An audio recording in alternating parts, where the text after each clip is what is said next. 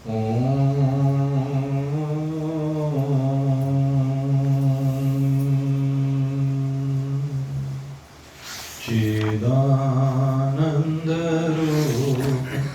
शिवोऽहं शिवोऽहं शिवोऽहं शिवोऽहं चिदानंदरूप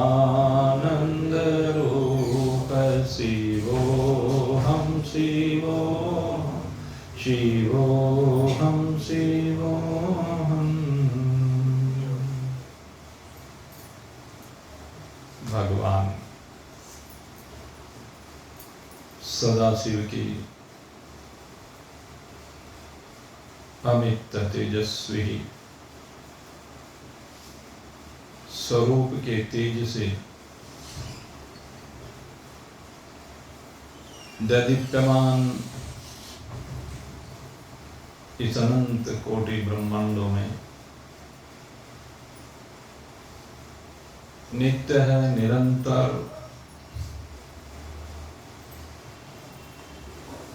उनकी कृपा को प्राप्त करके दिव्य दृष्टि प्राप्त करते जिज्ञासु रहते। भगवान सदाशिव जो इस जगत की अनादि शक्ति है और उनकी शक्ति असीम है, उनका तेज दिव्य है, अलौकिक है। कहते हैं उनका तेज करोड़ों सूर्यों की तेज को भी लज्जित करने वाला है। अगर एक साथ करोड़ों सूर्य दीप्यमान हो जाएं तो वह तेज भी भगवान सदाशिव के तेज के सन्मुख, जैसे कहते हैं कि सूर्य को दीपक दिखाने के समान है। सुबह लाला जी कह रहे थे, तो वही बात मैं कहता हूं, ये भगवान सदाशिव का तेज और उसके सामने एक साथ उदित हुए करोड़ों सूर्य, उनका तेज एक दीपक के सदृश भी नहीं है, इतने तेजस्वी है। और ये भगवान शिव के तेज से ही, उनसे शक्ति पाकर ही चराचर जगत प्रकाशित हो रहा है। ये भगवान की शक्ति शिव और शक्ति शिवा शक्ति समस्त जगत की कारण रूपा है। भगवान सदाशिव के स्वरूप को पूर्णतः जानने में कोई भी समर्थ नहीं है,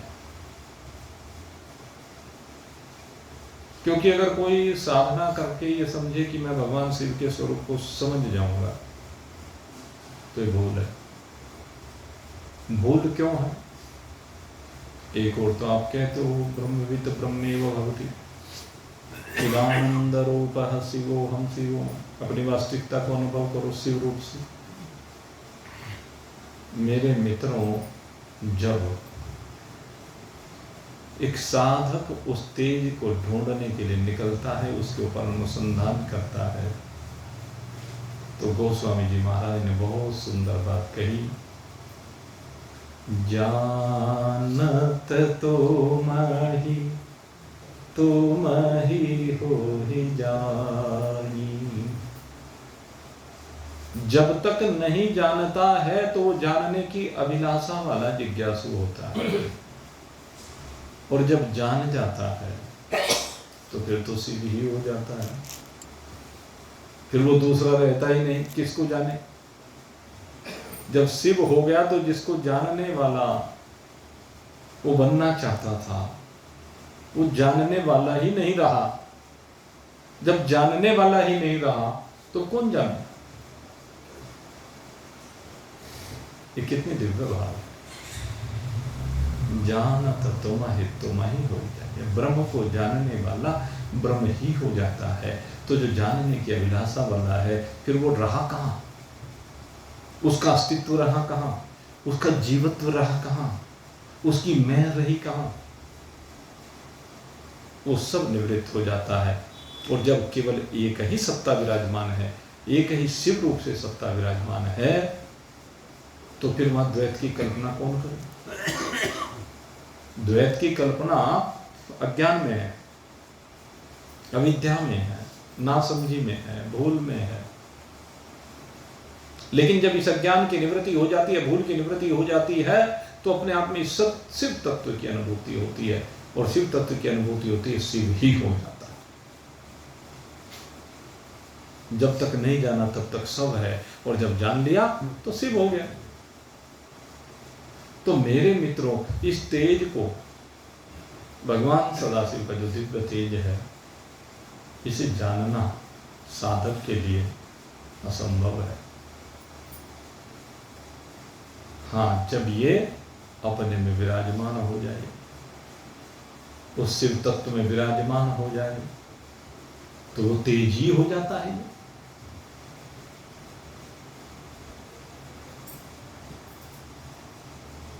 और इसके संदर्भ में एक घटना आती है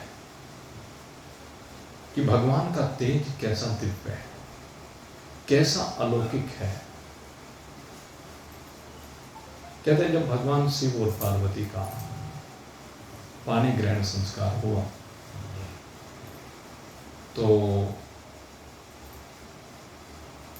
उसके उपरांत भगवान आ गए कैलाश पर पार्वती जी को लेकर के।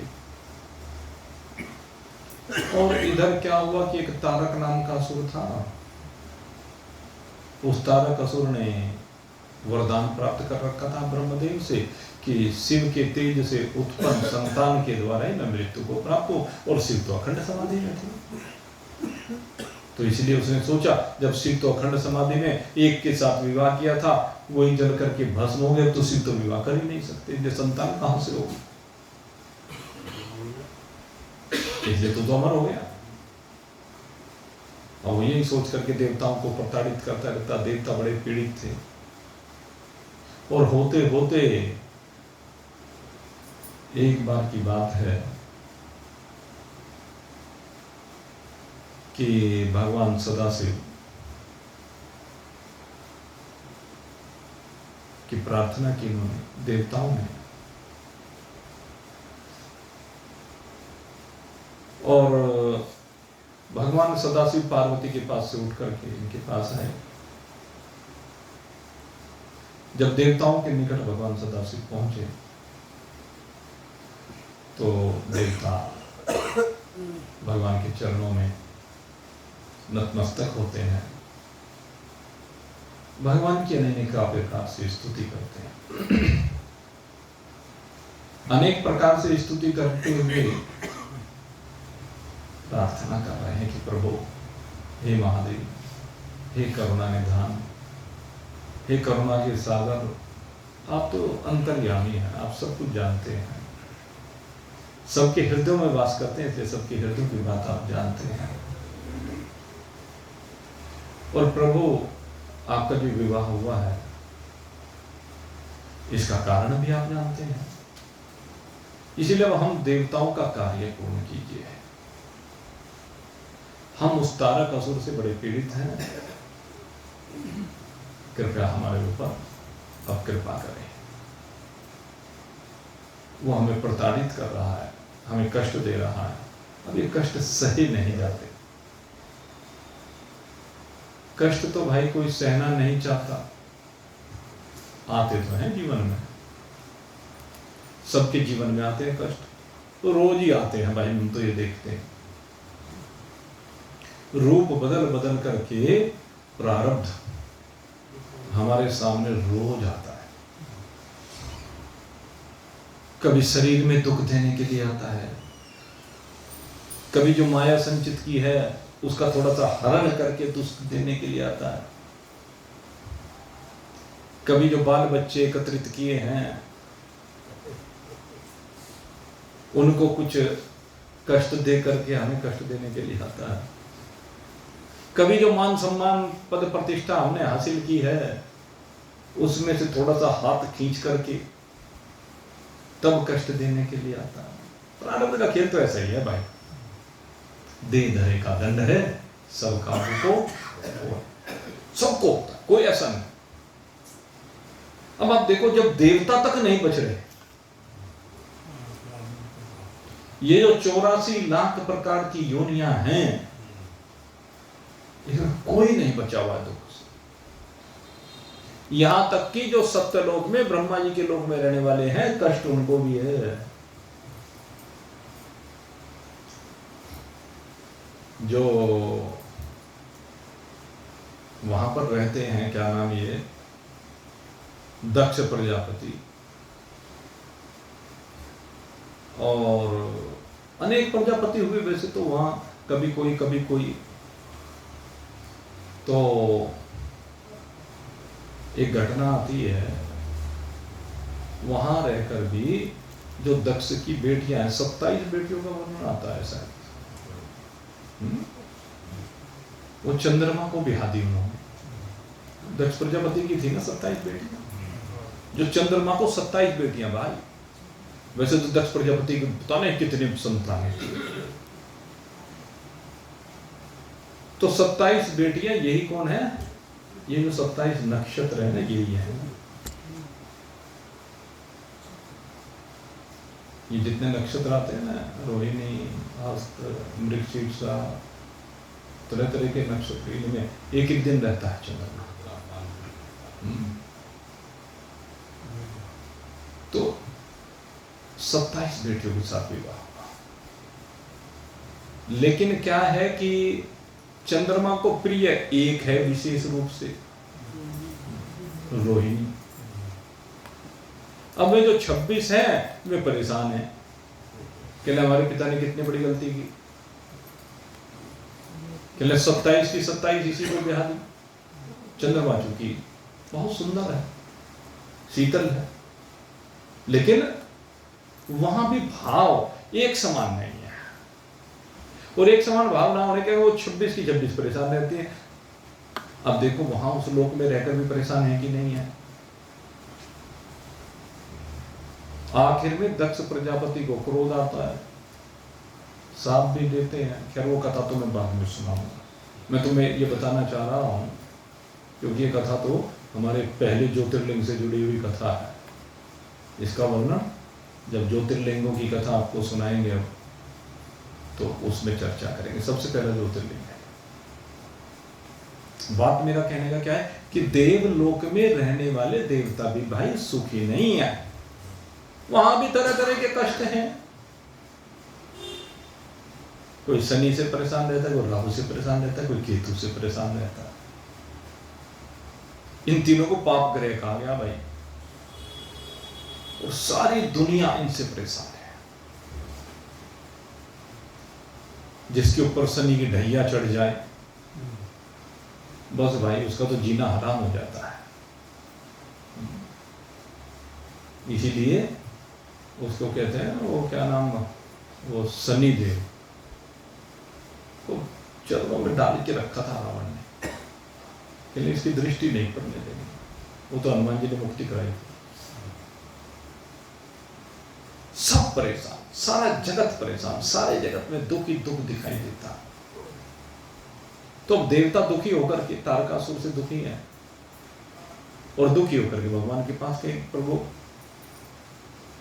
भाई आप तो अंतर्यामी हैं, कृपालु हैं, तो हमारे ऊपर भी कृपा करो ना। अब वो तारक को बड़ा अहंकार हो गया, आपने उसी को शक्ति दे रखी है, उसकी शक्ति से हम पीड़ित हो रहे हैं।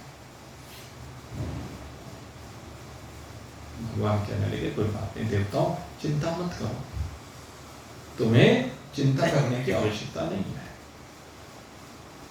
क्या चाहते हो? कहते हैं प्रभु आपके पुत्र से ही वो असुर मारा जा सकता है, इसलिए आपका पुत्र चाहिए तारक का विनाश करने के लिए, हमारे ऊपर कृपा कीजिए। भगवान कहते हैं कि ये देवताओं, मैं आप सबके मन के भाव को समझ सकता हूं, आपके कष्ट को समझ सकता हूं, लेकिन क्या है कि प्रारब्ध के अधीन है, होनी होनहार है, भावी को कोई टाल नहीं सकता, और भावी के कारण से ही आपको ये कष्ट झेलना पड़ा है। लेकिन कोई बात नहीं, अब तक जो हो गया सो हो गया। अगर यदि सामने अच्छा कुछ दिखाई दे ना तो आदमी पिछड़ा तो भूल जाता है। अब ये लगे कि हाँ ठीक की तरफ, मान लीजिए किसी का भाई एक्सीडेंट हो गया, बड़ा तो होता है, स्वाभाविक है, लेकिन उसके बाद जब वो धीरे धीरे धीरे वो जख्म भरने लगे, रोग ठीक होने लगे, तो लगने लगता है कि अब हाँ सुख आने वाला है। यद्यपि अभी दुख गया नहीं है, लेकिन सुख आने की आशा है, तो उसका मन अब डाइवर्ट हो जाता है। तो देवताओं का मन भी अब जब भगवान शिव ने कहा तो डाइवर्ट होने लगा, उन कष्टों को भूलने लगे। जो कष्ट उनको हुए ना पिछले, भाई से बंद करके लाया करो। तो जो कष्ट हो रहे थे हैं अभी, उनको भूल रहे हैं, और अब सुख की कामना कि हाँ भगवान हमारे दुख का हरण करेंगे, भावी अच्छी है, इसलिए उनके मन का भय जाने लगा। भगवान कहने लगे कि ठीक है, कोई बात नहीं, अब तुम्हारे दुख का मैं निवारण करूंगा, लेकिन अच्छा एक बात बताओ। कहते ठीक है, मेरी संतान से ही उस तारकासुर का वध होगा, तुम्हारे कष्टों का निवारण होगा, लेकिन ये तो बताओ, इस धरा पर किसी ऐसे को ढूंढ के तो लाओ जो मेरे तेज को ग्रहण करने की सामर्थ्य वाला हो, जिसमें मेरे तेज को ग्रहण करने की शक्ति सामर्थ्य हो। अब उनके तेज को धारण करने की शक्ति सामर्थ्य तो किसी में भी नहीं। तो भगवान कहते हैं कि कोई बात नहीं, मैं धरती पर गिरा देता हूं अपना तेज। उन्होंने धरती पर अपना तेज गिरा दिया, और जब उनके तेज को धरती पर गिरा दिया गया तो फिर देवता कहने लगे भाई कौन ग्रहण करे इसको, किसमें की शक्ति सामर्थ्य है। कहते इससे तीनों लोग संतप्त हो रहे हैं, क्या करें। कहने लगे अग्नि तुम तेजस्वी हो, इस अग्नि को तुम ही धारण कर सकते हो। तो अग्निदेव को आगे कर दिया। अब अग्निदेव ने आगे बढ़ करके भगवान के उस तेज को कपोत रूप धारण करके कबूतर का रूप धारण किया, और कबूतर का रूप धारण करके भगवान के उस तेज को अग्निदेव ने ग्रहण किया। और जब अग्निदेव ने उस तेज को ग्रहण तो कर लिया, अब उधर माता पार्वती को पता चला, और जब माता पार्वती को पता चला वो बड़ी क्रोधित हुई, कहने लगी तुम तो बड़े दुष्ट हो, तुम तो बड़े पापी हो, इनका तेज तो मैं ही ग्रहण कर सकती हूँ, इसके अलावा कौन ग्रहण कर सकता। तो वो सबको साप देने, एक एक करके साप दिया, और सब कहते हैं कि अग्नि ही देवताओं का मुख होता है, जो भोग अग्निदेव लगाते हैं वही सबके पेट में चला जाता है। अब वो तेज अग्निदेव के माध्यम से सब देवताओं के शरीर में प्रविष्ट हो गया, और जब सब देवताओं के शरीर में वो तेज प्रविष्ट हो गया तो सब देवताओं का उदर जलने लगा, सब देवता पीड़ित होने लगे। अब वो तो पार्वती जी का साफ था, अब सोचने करें तो करें क्या। और बहुत परेशान होने के बाद आखिर में आकर के इन्होंने फिर से भगवान सदाशिव की स्तुति की। इस तेज की महत्ता आपको बता रहा हूं, भगवान सदाशिव का तेज कितना दिव्य है, कितना अलौकिक है। सारे देवताओं में बट गया तेज, लेकिन सारे देवताओं की भी इतनी सामर्थ्य नहीं कि उस तेज को ग्रहण कर सके, इतने तेजस्वी भगवान सदाशिव हैं। आखिर जब किसी से सहन नहीं हुआ तो उन्होंने कहा कि भाई अब पुनः भगवान सदाशिव की शरण में जाओ, वही मुक्ति का उपाय बताएंगे कुछ, नहीं तो सब जल के भस्म हो जाएंगे, देवता भी जल करके भस्म हो जाएंगे। जाकर के फिर से भगवान की शरण में गई, भगवान से प्रार्थना की, दीनहीन होकर के जब भगवान की स्तुति की तो भगवान प्रकट हुए, और भगवान जब प्रकट हुए तो उन्होंने कहा कि प्रभु रक्षा करो। कहने लगे एक प्रकार से तुम्हारी रक्षा हो सकती है, तुम एक काम करो, ये जो तेज तुम्हारे अंदर प्रविष्ट हुआ है इस तेज का वमन कर दो, यानी उल्टी कर दो। तो सब देवताओं ने उस तेज का वमन कर दिया, और जब वो वमन जहां पर किया, कहते हैं वहां पर वो उल्टी उनकी द्युलोक में से होती हुई पृथ्वी पर आकर गिरी, और वो जो पृथ्वी पर आकर गिरी उनकी वो उल्टी, तो सारे देवता तो अब उस कष्ट से छुटकारा पाएंगे, लेकिन अग्निदेव उसका वर्णन नहीं कर सके। अग्निदेव बहुत पीड़ित है अभी। अग्निदेव कहने लगे प्रभु मैं तो मूर्ख हूँ, आपका सेवक हूँ, मेरे अपराध को क्षमा करो प्रभु, ज्वाला से मेरी भी तो रक्षा करो। बहन की रक्षा तो हो गई, अब मैं फंसा रह गया।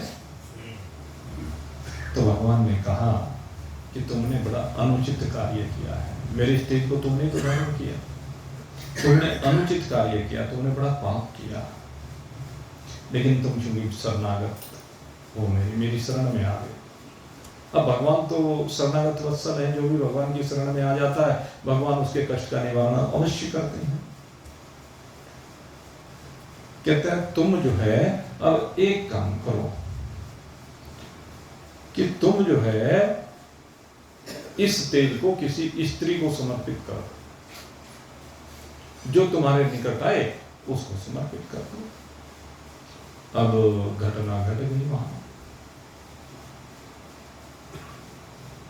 और घटना क्या घटी, कहते एक बार सप्त ऋषियों की जो पत्नियां थी सातों, वो माघ मास में प्रातः काल, सर्दियों का समय तो माघ का महीना, वैसे तो वह की बात पता नहीं सर्दी कब होंगे, अभी तो कुछ पता ही नहीं है। कार्तिक तो अब 2 दिन में पूरा हो जाएगा, लेकिन 3 दिन में कह लो। इसके बाद मार्क्सिस लग गया, और मार्क्सिस के महीने में बढ़िया सर्दी हुआ करती थी, अब तो गर्मी चल रही है। अब की बार तो पंखे, नवंबर में पंखे चल रहे हैं, सुनकर के देख कर के बड़ा आश्चर्य हो रहा है। तो खैर उस समय तो बड़ी सर्दियां हुआ करती थी माघ मास में, और माघ मास में वो सप्त ऋषियों की पत्नियां गंगा जी में स्नान करने के लिए आई। कहाँ? बद्रिकाश्रम में। कपाट बंद हो जाते हैं भाई, बंद हो गए। बद्रीनाथ के तो नहीं हुए, हो गए 17 को हो गए, और सब जगह के हो गए, बद्रीनाथ के अभी नहीं, क्योंकि देव दीपावली नहीं हुई अभी। मेरे ख्याल से देव दीपावली के 2-4 दिन बाद ही होती है, तो वहां के कपाट अभी खुले, लेकिन वहां भी बंद हो जाएंगे। लेकिन माघ मास में सोचो, जहां पर पता नहीं बर्फ की चट्टाने होती है, बर्फ भी पड़ी हुई होती है। लेकिन आपको बता दें कि जब कपाट बंद हो जाते हैं तो वहां पर कहते हैं वो समय देवताओं की पूजा का होता है। भगवान बद्रीनारायण की पूजा का जो समय होता है वो ये देवताओं के लिए होता है। 6 महीने हमारे लिए होता है, कह लीजिए मनुष्यों के लिए, और 6 महीने देवताओं के लिए होता है, ऐसा नियम है। तो इसलिए वो देवांगनाएं, कह लीजिए सप्त ऋषियों की पत्नियां, वहां पर स्नान करने के लिए आई। स्नान किया, और स्नान करके ठंड से थर-थर कांपने लगी। वहां तो जब गर्मियों में जाते हैं, जब भी ठंड से आदमी कांपने लगता है। और माघ महीने की तो बात करें तो क्या हाल हो जाए, आप सोच के देखिए। और लेकिन वो देवांगनाएं होती हैं, तो देवांगनाओं को ठंड नहीं लगती, लेकिन वो भगवान की माया कहिए, उसके कारण से वो थर-थर कांपने लगी। और जब थर-थर कांप रही थी तो एक जगह पर अग्नि जली हुई थी, वे उस अग्नि के समीप गई। एक अरुंधति बची, वशिष्ठ जी की धर्मपत्नी अरुंधति, उसने उनको भी रोका कि तुम अग्नि के निकट मत जाओ, लेकिन वो माने नहीं, क्योंकि उस समय तो ठंड लग रही थी। अग्नि के समीप जाएं तो अग्नि के समीप जाने पर ही कहते हैं भाई ठंड की निवृत्ति हो सकती है, इसलिए अपनी ठंड को दूर करने के लिए वो सारी 6 की 6 सप्तऋषियों की जो पत्नियां हैं वो चली गई। और जब वहां गई, उधर अग्निदेव को कह रखा था जो भी स्त्री तुम्हारे निकट आए, कहते हैं मेरा तेज उन्हीं को समर्पित कर देना। अब अग्निदेव ने देखा कि 6 हैं ये सप्तऋषियों की पत्नियां मेरे निकट आई हैं, तो अग्निदेव को मौका मिल गया और अग्निदेव ने उस तेज को उन 6 को समर्पित कर दिया, उनके रोम के माध्यम से कहते हैं, क्योंकि अग्नि का जो प्रवेश हो रहा था वो रोम के माध्यम से हो रहा था उनके शरीर में, तो उन रोम छिद्रों के माध्यम से वो तेज उन 6 स्त्रियों ने ग्रहण किया। और जब वो 6 की 6 स्त्रियां उस तेज को ग्रहण करती हैं तो वो भी संतप्त होने लगे। देखो सप्तऋषि तो इनसे ऊपर आते हैं, देवताओं से भी अधिक शक्तिशाली हैं। भगवान के तेज की महिमा को देखो, देवता भी ग्रहण नहीं कर पाए। वो 6 की 6, अब जब उन्होंने उस तेज को ग्रहण किया 6 जगह बट गया, लेकिन 6 जगह बटने के बाद भी वो बड़ी पीड़ित होने लगी। अरुंधति ने उनको देखा और वो कहने लगी कि देखो मैंने तुम्हें पहले मना किया था, लेकिन तुम मानी नहीं। अब एक काम करो, इस तेज को यहीं हिमालय के पृष्ठभाग में त्याग कर दो, उसी से तुम्हारी ज्वाला ये शांत हो सकती है। और उन्होंने क्या काम किया, उन 6 के 6 ने उस तेज को वहीं गंगा जी में डाल दिया। और गंगा जी ने उन 6 के तेज को ग्रहण किया, लेकिन गंगा जी भी उस तेज को ग्रहण नहीं कर सकी, उससे भी असह्य पीड़ा होने लगी। उसने भी उनको उठा करके वहां सरपत का वन था, उस वन में फेंक दिया गंगा जी ने। और वहां गिरते ही वो तेज एक बालक के रूप में परिणत हो गया, बालक बन गया। अब जैसी वो बालक बना, और महीना कौन सा दिया यहाँ पर, कहते हैं मार्गशीर्ष मास। कितना समय हो गया, माघ के महीने से मार्गशीर्ष आ गया, 10 महीने समझ लीजिए। 10 महीने तक उन्होंने ग्रहण भी किया, उन्होंने ग्रहण किया, गंगा जी ने ग्रहण किया, लेकिन उसके बाद उसको वन में डाल दिया, जिससे एक बालक का जन्म हुआ। और वो जो बालक है बहुत सुंदर है, बड़ा तेजस्वी है। मार्गशीर्ष मास की शुक्ल पक्ष की षष्ठी के दिन उसका अवतरण हुआ। और जब उस दिव्य बालक का अवतरण हुआ उस वन में, तो कहते हैं कि उधर से विचरण करते हुए महर्षि विश्वामित्र पहुंच गए। महर्षि विश्वामित्र ने उस तेजस्वी बालक को देखा, कहने लगे ओहो ये तो कितना तेजस्वी है, ये तो साक्षात भगवान ही नजर आते हैं। विश्वामित्र जी ने उस बालक के तेज को देख करके उसे प्रणाम किया, कितना तेजस्वी हो बालक। भगवान की शक्ति का, तेज का वर्णन आ रहा है, कितना तेजस्वी है कि विश्वामित्र जैसे मुनि उस छोटे से बालक को देख करके, उसके अलौकिक तेज को देख करके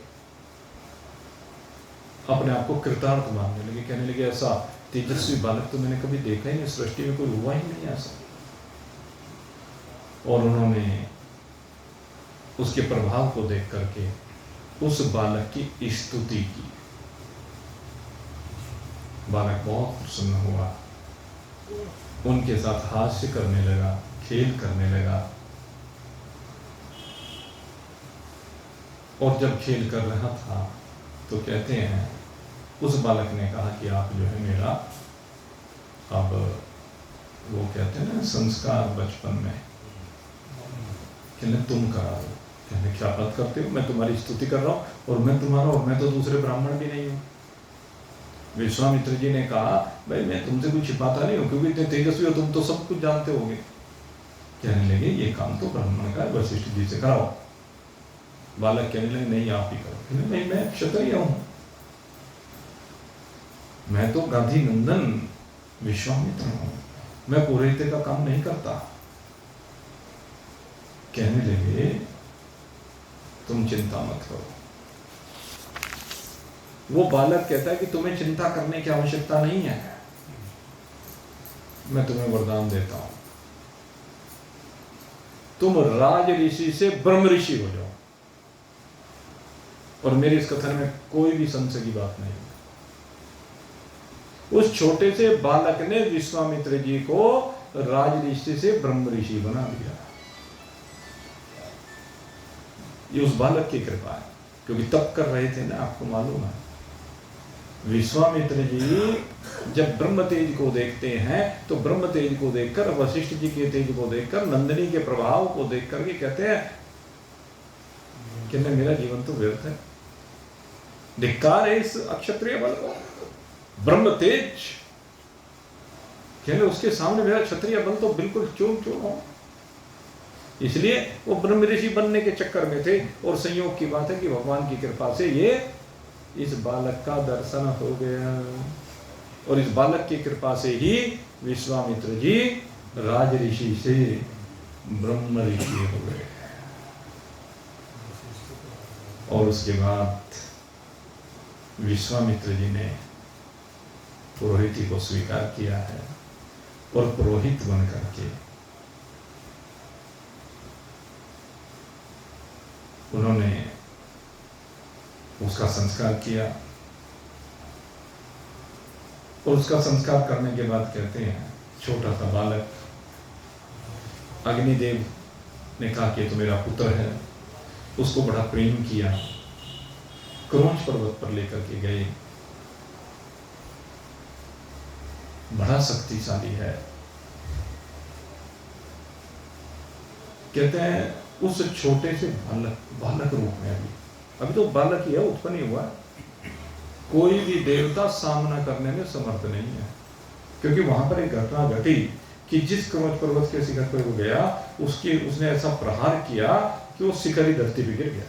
इससे देवता जो है वो बड़े परेशान हुआ, हाहाकार मच गया, सारी त्रिलोक हिलने लगी। ऐसा हुआ तो इंद्र ने वज्र का प्रहार किया उसके ऊपर, उस बालक के ऊपर, क्योंकि अभी उन्हें पता नहीं कि ये कौन है,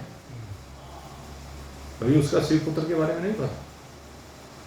तो वज्र का प्रहार किया। वज्र का प्रहार करने से उल्टा एक काम और हुआ, एक और प्रकट हो गया, एक से हो गए। विशाख उनका गण कह लीजिए, उनका दूसरा रूप कह लीजिए। फिर उसने वज्र से उस विशाख पे प्रहार किया, उससे एक और पैदा हो गया, वो निगम कहलाया। कहते 3 बार प्रहार किया, 3 ही आगे और पैदा हो गए इन स्कंद जी से, शाक, विशाख और निगम। और ये चारों इंद्र को मारने के लिए पीछे पीछे दौड़ लिए। और आखिर जब इंद्र को कोई रास्ता नहीं मिला तो इंद्र को उल्टे शरण में आना पड़ा, इतने तेजस्वी हैं, भयभीत हो गए। और कहते हैं इसके बाद वो तो अपने लोक में चले गए। बालक अनेक लीलाएं करता रहा। और कहते एक बार की बात है कि 6 कृतिकाएं माने अप्सराएं, एक बार 6 अप्सराएं उधर स्नान करने के लिए आई।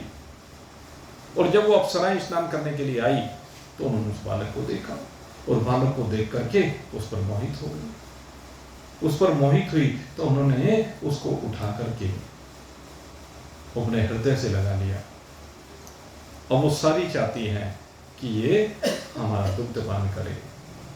तो उस बालक ने उन कृतिकाओं का दुग्धपान करने के लिए अपने 6 मुख बना लिए, इसलिए वो सड़ानन कहलाए। और 6 मुखों के द्वारा उन्होंने इन कृतिकाओं के दुग्ध का पान किया, उसके द्वारा उनका पालन हुआ और उन्हीं के नाम से इनका नाम कार्तिकेय हुआ। तो ये कथा कार्तिक जी के अवतरण की कथा आती है, जिससे पता चलता है कि भगवान सदाशिव कितने तेजस्वी हैं। और ये तो भगवान सदाशिव का एक अंश मात्र है। आप ये देखो ना, एक अंश ही तो है, और भगवान सदाशिव कितने तेजस्वी होंगे, कितने शक्तिशाली होंगे, कैसे अलौकिक तेज भगवान सदाशिव का होगा, कहने लगे इसका वर्णन करने में कोई भी समर्थ नहीं है। अमित तेजस्वी भगवान सदाशिव है। तो भगवान सदाशिव का एक तेज चराचर जगत में व्याप्त है। भगवान सदाशिव के तेज से ही सबको शक्ति मिल गई, सबको बल मिल रहा है। भगवान सदाशिव ने सबको थोड़ा थोड़ा सा ये बल दे रखा है। जिसको जितनी आवश्यकता है, जिसको जितना पात्र समझते हैं, उतना बल भगवान सदाशिव ने दे रखा है। तो हम सबके अंदर जो शक्ति है, जो बल है, वो भगवान शिव का है। ये शिव और शक्ति, यही समस्त जगत की सृजक है। ये केवल कार्तिकेय के सृजक नहीं है, बल्कि हम सबके सृजक हैं। शक्ति से हम सबकी उत्पत्ति होती है, शक्ति के द्वारा पालन होता है। ये भगवान सदाशिव की शक्ति को हम कोटि से नमन करते हैं। भगवान का दिव्य तेज, जिसकी महिमा शब्दों में वर्णित नहीं की जा सकती, उस अनंत तेज को हम बारंबार नमन करते हैं। और उनको नमन करते हुए आज यहीं पर इस कथा को विश्राम देते हैं। बोलिए सच्चिदानंद भगवान की।